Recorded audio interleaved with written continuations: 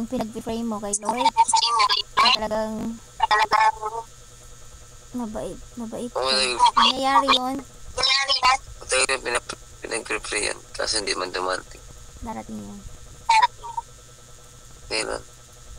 Yun ang hindi natin alam. Kapag tapos ng work ko. Ano ibig sabihin pagtapos ang work? Oo, pagtapos ng work ko, sabay mo lang sasabihin sa akin. Ganun. Ha? Anong connection? Ang ibig ko sabihin, pagkatapos ng aking trabaho, doon mo lang ipagtatapat kung sino ang gusto mo. Did yan? Naisip ko pa. Bago lang kayo tayong, wala pa kayo sa naliligaw.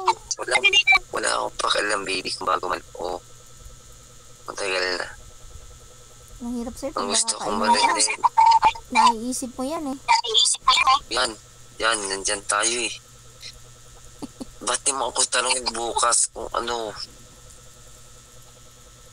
Yan, dyan tayo. Sige, okay lang, baby.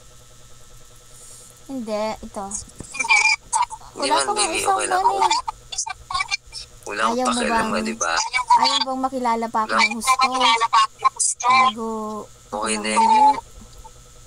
Kung ano mo yung pagkakilala ko sa'yo noong una. Marami ka pang hindi alam tungkol sa akin. Hindi man, walang pakialam doon sa nakaraan mo. Mayroon akong pake. Kailangan malaman mo. Ay, sige na, una, ikaw na. Ayaw mo talaga malaman? Hindi na. Kung ano mo yung nakaraan mo, wala na akong pake kasi nga nakaraan yun, di ba? Nakalipas na yun.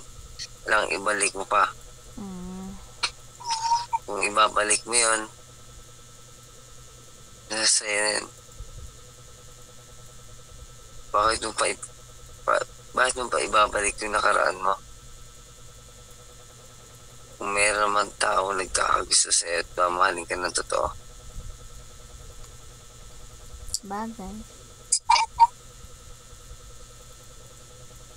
Akin, sinabi mo, wala akong pake kung yan ay matagal na o ano.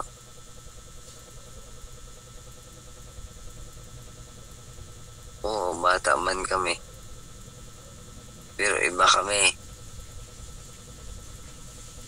Sabi mo, sinasabi ko lang yan kasi nga painom ako.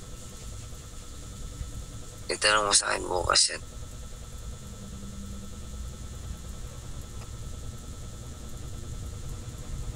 Yan nasabi ko sa'yo.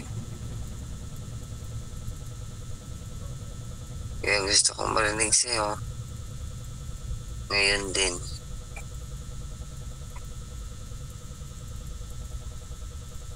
Yung bunga mo.